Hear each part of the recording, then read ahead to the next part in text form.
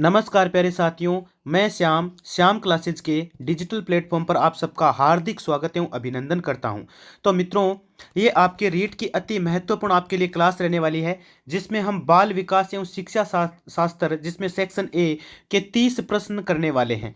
ठीक है, हम 30 प्रश्न करने वाले हैं। कलाम टेस्ट सीरीज आपकी लगातार यहाँ पर चल रही है और ये आपका एक प्रकार से आप देखना चाहें तो टेस्ट सीरीज का पहला ही आपका वीडियो है। ठीक है ना, पहला ही आपका वीडियो है और आने वाली 27 फेब तक हम कंप्लीटली मैं आपको सारा कुछ करवा दूंगा। ठीक है, ठीक है। तो चलिए मित्रों, जल्दी से क्लास को शुरू करते हैं। आप में से कोई पहली बार क्लास में विजिट कर रहा है तो वो चैनल को सब्सक्राइब कर लेना और बेल आइकन को प्रेस कर लेना है, क्योंकि लगातार आपकी श्याम क्लासेस पर क्लास चल रही है मित्रों।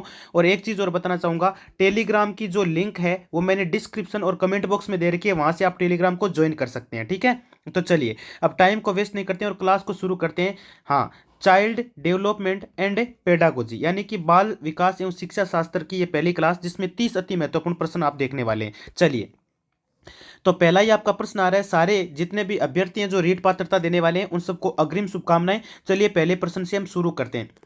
पहला आपका प्रश्न कहता है कि बांडुरा के अनुसार प्रेक्षण अधिगम में विभिन्न प्रकार प्रक्रियाएं शामिल है। देखो, जो प्रेक्षण अधिगम होता है, सीखने की जो प्रक्रिया है, उसमें बहुत सारी प्रक्रियाएं शामिल होती है जो एक निश्चित क्रम का अनुसरण करती है। निम्न में से कौन सा क्रम सही है? तो इसमें पहले लिखा है अवधान प्रक्रिया, फिर लिखा है स्मृति प्रतिधारण, फिर लिखा है अनुकरण उत्पादन, फिर लिखा है अभिप्रेरणा। कौन सा विकल्प आपका यहाँ पर राइट होगा, ये आपसे पूछा गया है। क्रम में आपको इनको लगा देना है। ठीक है दोस्तों, बिल्कुल सही लिखा है। पहले आपके एक नंबर में जो अवधान प्रक्रिया लिखा है बिल्कुल एक नंबर में आएगा, फिर स्मृति प्रतिधारण आएगा। ठीक है, फिर दिमाग यानी मेंटल वाला, और फिर अनुकरण उत्पादन बिल्कुल राइट है, और लास्ट में आपका अभिप्रेरणा आता है। तो विकल्प नंबर आपका यहाँ पर ए राइट हो जाएगा। सभी का यहाँ पर ए बताने वाले कैंडिडेट राइट हो जाएंगे। ठीक है, और सभी सुबह सुबह पढ़ रहे हो, आशा और उम्मीद है कि आराम से आपको ना अच्छे से सारा कुछ समझ आएगा। बस आप शांति से फोन को रोटेट करके ईमानदारी से पढ़ते रहिए। अगला प्रश्न आपका क्या कहता है? दूसरा,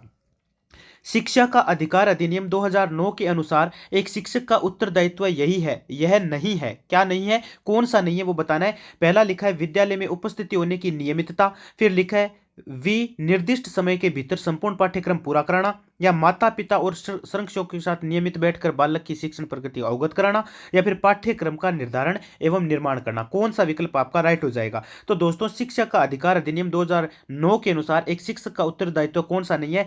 पाठ्यक्रम का निर्धारण एवं निर्माण करना उसका क्या नहीं है? उत्तरदायित्व नहीं होता है। तो विकल्प नंबर डी को यहाँ पर ताला लगा दो। बाकी तो सब ठीक है, लेकिन ये उसका उत्तरदायित्व नहीं होता है। दोस्तों, अगला प्रश्न आपका क्या कहता है? क्वेश्चन नंबर 3 आपका क्वेश्चन कहता है, आपका आशा और उम्मीद है आपको दिख तो रहा होगा। चलिए थोड़ा सा बड़ा कर लेते हैं। ठीक है, विकास के सिद्धांतों के विषय में निम्नलिखित में से कौन सा कथन गलत है? पहला लिखा है विकास वंशानुगतता वातावरण के बीच सतत अन्योन्य क्रिया से होता है।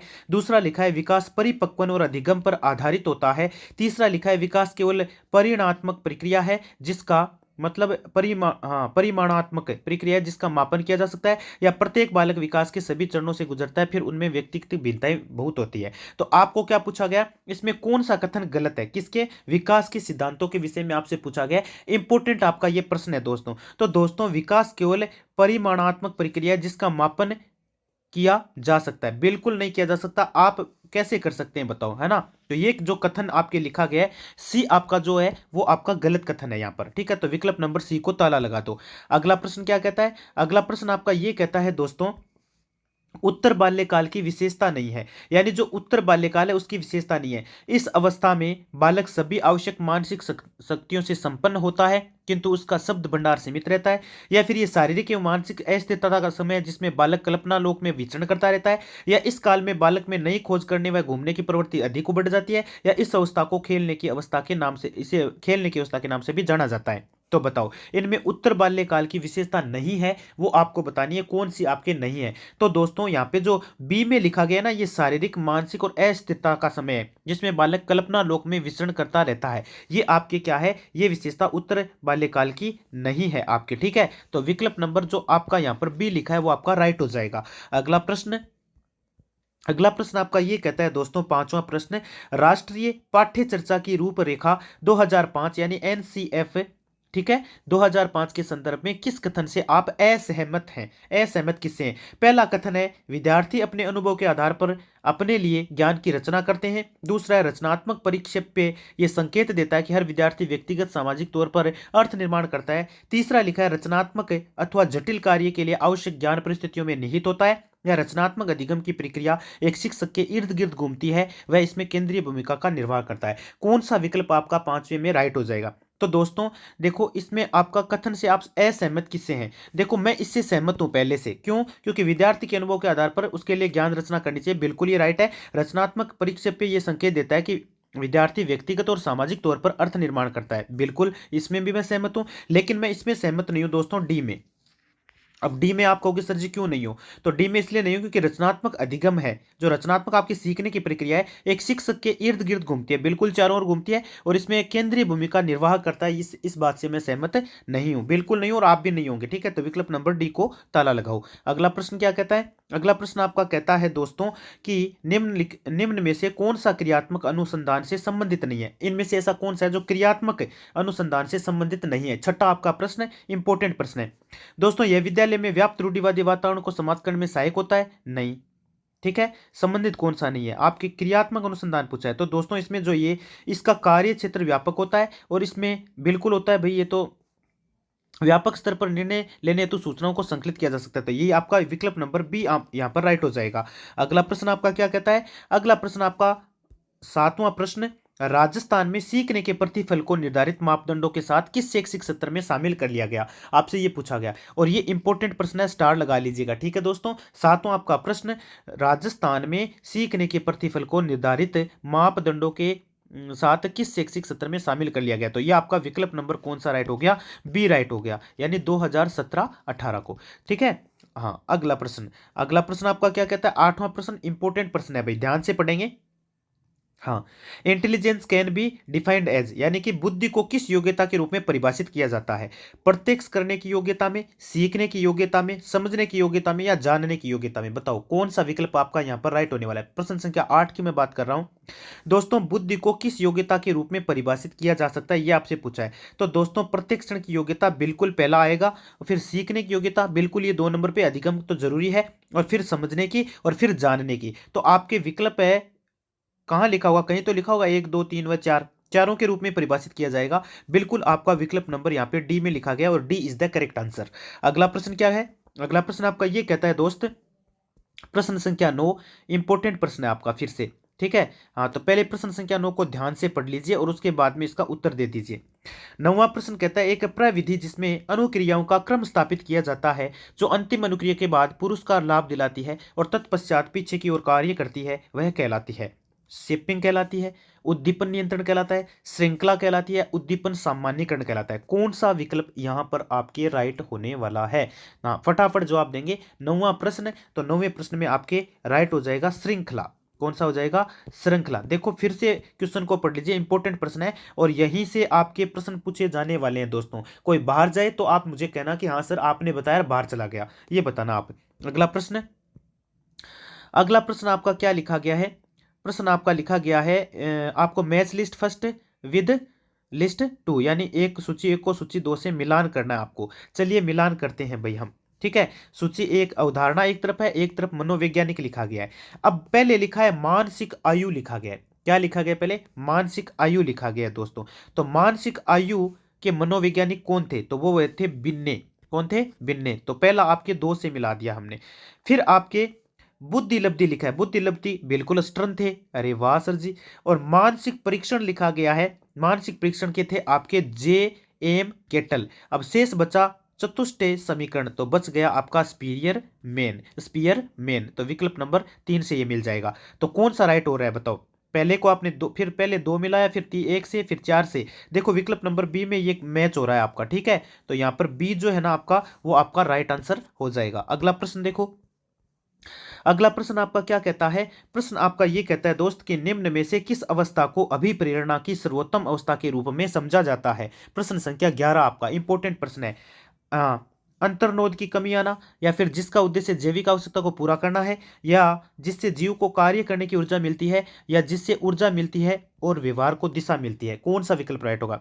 दोस्तों यहाँ पे अवस्था को अभिप्रेरणा की सर्वोत्तम अवस्था के रूप में समझा जाता है, वो आपके हो जाएगा यहाँ पर डी, जिसमें देखो ऊर्जा भी मिलती है और व्यवहार को दिशा भी मिलती है। तो विकल्प नंबर डी बताने वाले कैंडिडेट यहाँ सही हो जाओगे। अगला प्रश्न आपका क्या कहता है? 12वां प्रश्न, फ्राइड के अनुसार माता पिता के आदेश की अवज्ञा जैसे निषेधात्मक व्यवहार किस अवस्था में अत्यधिक मतलब प्रकट होता है? गुदावस्था, जेनिटल, मुखीय, या फिर लैंगिक? इसमें आपका कौन सा विकल्प राइट होगा? तो क्वेश्चन नंबर 12 आपका इंपॉर्टेंट प्रश्न है और यहाँ पे आपकी गुदावस्था राइट हो जाएगा। फिर से पढ़ लो। फ्राइड के अनुसार माता पिता के आदेश की अवज्ञा जिससे निषेधात्मक व्यवहार की किस अवस्था में अत्यधिक प्रकट होता है? तो ये होता है गुदावस्था में। विकल्प नंबर 1 राइट हो जाएगा। अगला प्रश्न आपका क्या लिखा गया है? इंपॉर्टेंट प्रश्न है 13वां। हाँ, एक मिनट रुको, थोड़ा सा बड़ा कर लेते हैं इसको। हाँ, 13वां प्रश्न, पियाजे के अनुसार निम्नलिखित योग्यताओं के उद्भव का सही क्रम बताओ। अब बताओ, पियाजे के अनुसार आपको योग्यताओं के उद्भव का सही क्रम बताना है। पहला लिखा है एकाग्रता, फिर प्रतिज्ञप्ति सोच, फिर अहम केंद्रित व्यवहार, फिर वास्तविकता का मानसिक प्रतिरूपण। यानी पियाजे के अनुसार इनको, अब पियाजे का देखो एक तो आता है संज्ञानात्मक विकास आता है, ठीक है, इनका हाँ मूल अवधारणा के रूप में इनका इन्हीं के द्वारा माना जाता है। तो पहले एकाग्रता लिखा गया यहाँ पर, आपको सही से करना है इनको, ठीक है। हाँ, तो इसमें देखो पहले आएगा एकाग्रता, बिल्कुल 1 नंबर पे एकाग्रता आएगा। फिर आएगा आपके देखो प्रतिकृति सोच, ये बात की बात है। अहम केंद्रित व्यवहार 2 नंबर बाद में आ जाएगा। नहीं नहीं, 2 नंबर कैसे आ जाएगा? हाँ, बाद में आ जाएगा आपके, हाँ अहम केंद्रित व्यवहार सही है, 3 नंबर आ गया। और उसके बाद में आ जाएगा आपके वास्तविकता का मानसिक प्रतिरूपण, इनके अनुसार बताना है पियाजे के अनुसार। तो इन्होंने पहले एकाग्रता, फिर अहम केंद्रित व्यवहार 3 नंबर, और फिर वास्तविकता का मानसिक प्रतिरूपण 4 नंबर, और फिर आपके एकाग्रता प्रतिज्ञप्ति सोच, ये लास्ट में इन्होंने बताया 2 नंबर। तो 1 3 4 2 कहीं लिखा होगा इसमें। हाँ, ये देखो सी में लिखा गया है, सी इज द करेक्ट आंसर। अगला प्रश्न क्या कहता है? अगला प्रश्न आपका कहता है दोस्तों, आलपोर्ट के अनुसार व्यक्ति के शील गुणों का सही युग्म कौन सा है? मौलिक, केंद्रीय और गौण है, प्राथमिक, मौलिक और केंद्रीय है, केंद्रीय, परिधीय और प्राधान्य है, या प्राथमिक, गौण और केंद्रीय है? कौन सा विकल्प आपका यहाँ पर राइट हो जाएगा? तो दोस्तों विकल्प नंबर ए में देखो क्या लिखा है, पहले मौलिक, फिर केंद्रीय, फिर गौण। तो विकल्प नंबर ए को क्या कर दो, ताला लगा दो। आलपोर्ट के अनुसार व्यक्ति के शील गुणों का सही युग्म ये आपका हो जाता है, ठीक है। अगला प्रश्न क्या कहता है? निम्नलिखित में किसका संबंध आगमनात्मक तर्कणा से है? हाँ बताओ, पहले से ही अनुमान लगाने की योग्यता है, या फिर बहुत से प्रेक्षणों का निष्कर्ष निकालना है, एक विशेष से दूसरे विशेष का अनुमान लगाना है, या फिर इस बात का मूल्यांकन की 2 आधार वाक्यों को निष्कर्ष निकलता है? कौन सा विकल्प बताओ इसमें राइट होगा?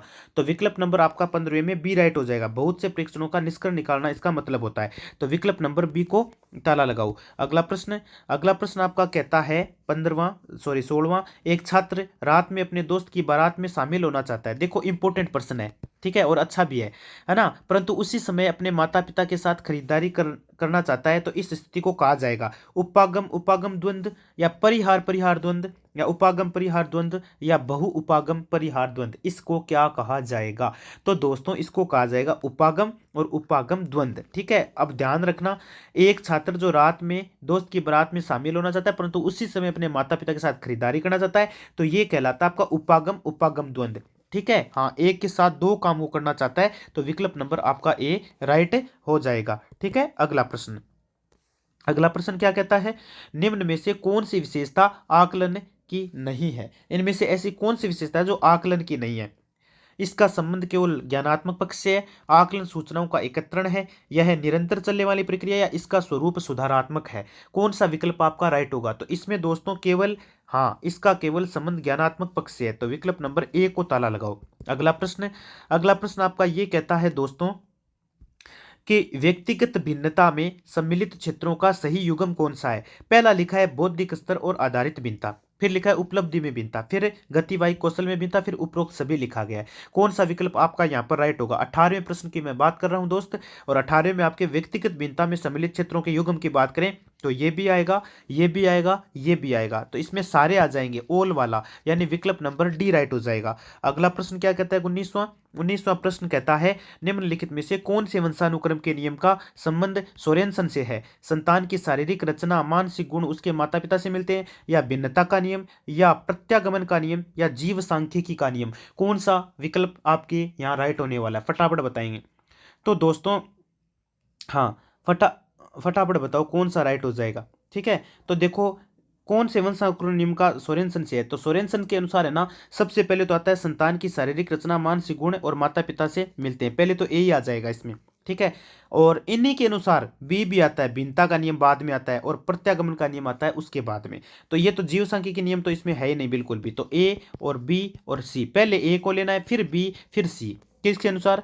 हाँ बिल्कुल, हाँ बिल्कुल सोरेनसन से है, सोरेनसन के अनुसार ये ऐसा है। अगला प्रश्न आपका 20वां है, क्या कहता है प्रश्न, ध्यान से पढ़ेंगे। हाँ चलिए, एक व्यक्ति कुत्ते को बिस्किट देने से पहले बिस्किट के बॉक्स को खड़खड़ाता है। जब व्यक्ति बॉक्स को खड़खड़ाता है तो कुत्ता लार टपकाने लगता है। बॉक्स का खड़खड़ाना क्या है बताओ, और कुत्ते का लार टपकना एक प्रकार का क्या है, ये आपको बताना है दोस्तों, बस। ठीक है, तो दोस्तों इसमें आपके जो कुत्ता लार टपकाने लगता है तो बॉक्स का खड़खड़ाना तो है CS। ठीक है, और कुत्ते का लार लार टपकाना इस प्रकार का क्या है, ये एक CR है। अब CS CR, ठीक है, ये टॉपिक मैंने भी ढंग से नहीं पढ़ा हुआ है, तो मैं पूरा आपको डिटेल से फिलहाल नहीं बता रहा हूँ, लेकिन आपको जैसे अगली क्लास होगी या उससे अगली क्लास अपनी समाजशास्त्री होगी तो उसमें आपको मैं पूरा समझाऊंगा। तो विकल्प नंबर ए को ताला लगा लेना, और वैसे भी सीधा ध्यान में रख लो, इंपॉर्टेंट प्रश्न है, सीधा छपेगा तो आप कर देंगे आराम से, मुझे पता है। एक बालक का भाषा विकास मुख्यतः निर्भर करता है, किस पर निर्भर करता है बताओ? देखे, एक बालक का भाषा विकास मुख्यतः निर्भर करता है, और आपको तो पता है दोस्तों कि जो शिक्षक पढ़कर पढ़ाता है वो सबसे बेस्ट होता है, आपको पता होगा ना। हाँ बिल्कुल, आप हाँ बिना पढ़ाई देखो कोई नहीं पढ़ा सकता। एक बालक का भाषा विकास मुख्यतः निर्भर करता है अभिप्रेरणा पर, अनुबंधन पर, अनुकरण पर, या उपयुक्त सभी पर। कौन सा विकल्प आपका राइट होगा? तो 21 नंबर में आप विकल्प नंबर डी पे चले जाओ, क्यों? क्योंकि अभिप्रेरणा, अनुकरण और अनुबंधन ये सब आएंगे। ठीक है, क्योंकि एक बालक का भाषा विकास मुख्यतः इन सब पर निर्भर करता है, तो डी को लॉक कर दो। 22वां आपका प्रश्न कहता है कि निम्नलिखित में असत्य कथन का चयन कीजिए। असत्य कथन का आपको चयन करना है, इंपॉर्टेंट आपका प्रश्न है।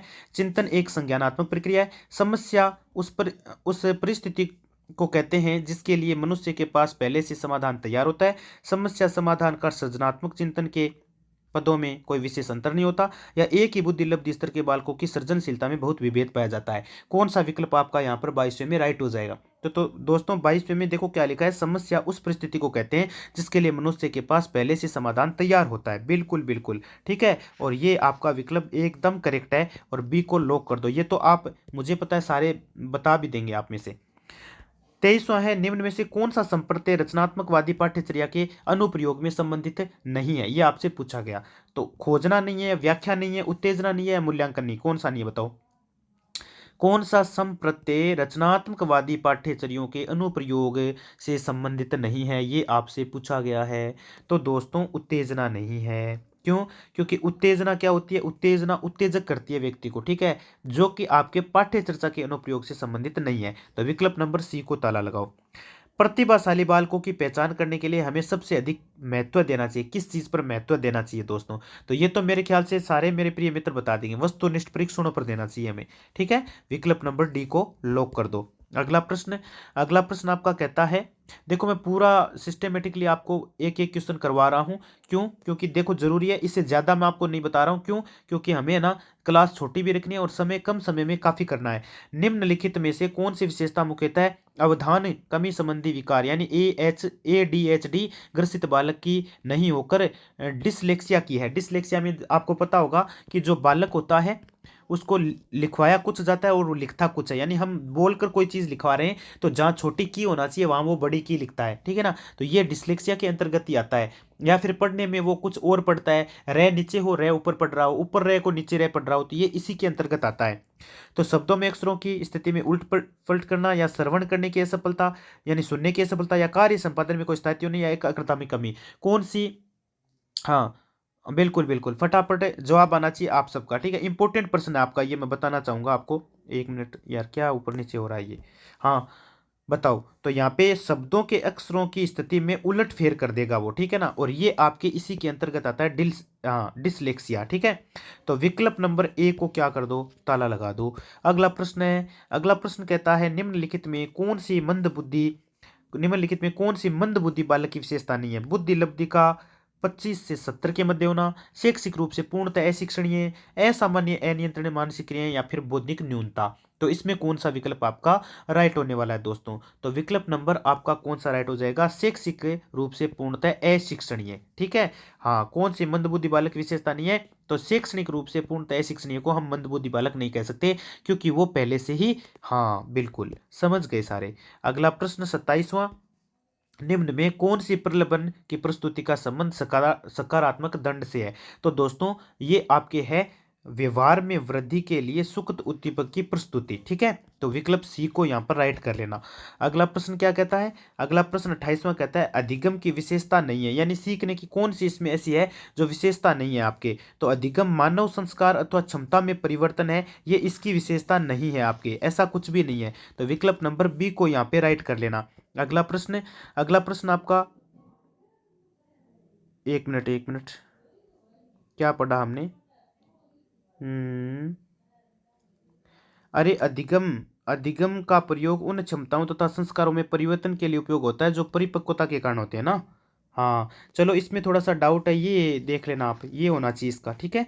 सी विकल्प राइट हो जाएगा। और अगला है आपके 29वां प्रश्न। 29वां कहता है कोहलबर्ग के अनुसार निम्नलिखित में से कौन सा नैतिक विकास स्तर है। ज्ञानात्मक चिंतन का है, पश्चात रूढ़िगत नैतिक तर्कणा, या संवेदी गामक काल, या प्रतिकारात्मक न्याय का नैतिक विकास। कौन सा आपका यहाँ पर राइट होने वाला है। तो 29 में आपका पश्चात रूढ़िगत नैतिक तर्कणा राइट हो जाएगा, बी बताने वाले कैंडिडेट सही हो जाएंगे। अगला प्रश्न क्या कहता है, लास्ट और फाइनल क्वेश्चन आज का, अधिगम के संप्रत्य निर्माण एवं समस्या समाधान जैसे घटक किसके द्वारा प्रतिपादित किए गए। संज्ञानवादी, व्यवहारवादी, प्रतीकावादी, या इनमें से कोई नहीं। तो दोस्तों ये संज्ञानवादी द्वारा, ठीक है। हाँ, तो विकल्प नंबर आपका ए यहाँ पर क्या हो जाएगा, राइट हो जाएगा। आशा और उम्मीद है क्लास आपको बहुत अच्छी लगी। आप अपना स्कोर जो है ना वो कमेंट बॉक्स में जरूर बताना कि 30 में से आपके कितने सही हुए, ठीक है ना। हाँ वेरी गुड, धन्यवाद।